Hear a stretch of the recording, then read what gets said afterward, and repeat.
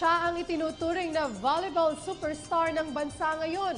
Pero masasabing nakatapak pa rin sa lupa ang paa ni multi-titled volleyball Alyssa Valdez.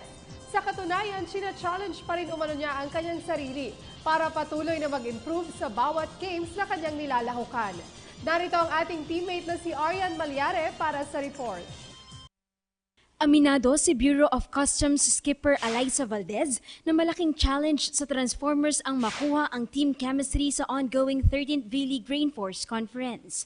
Sa kanilang laban kontra Pocari Sweat Lady Warriors noong Sabado, ay yumukod ang expansion team Customs sa 3 sets. Sa exclusive interview ng PTV Sports, naniniwala si Valdez na kulang pa sila sa experience bilang magkakasama, lalo't ngayon pa lamang sila nabuo para sa V-League tournament.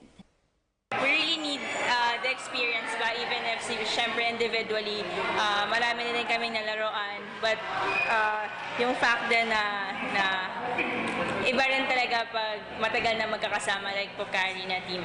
So, but we can't make excuses also at the same time. Ang kanyang flying robot attack at heartstrong spirit leadership sa playing court ang nagbigay sa kanya ng tatak bilang kasalukuyang volleyball superstar ng Pilipinas. Dagdag pa rito ang hindi na nga mabilang na recognition ng 23-year-old San Juan Batangas pride mula sa mga club tournaments at private leagues, kasama ang pagiging 3-time most valuable player ng UAAP tournament sa kanyang collegiate year sa Ateneo de Manila University. Sa dami din ng nilalaro ko, andun pa din yung challenge, kailangan ko pa rin i-challenge yung sarili ko to be better every game and to contribute talaga sa Naniniwala si Valdez na hindi niya makakayang makarating sa 4th spot ng V-League kung hindi dahil sa tulong ng lahat sa Customs.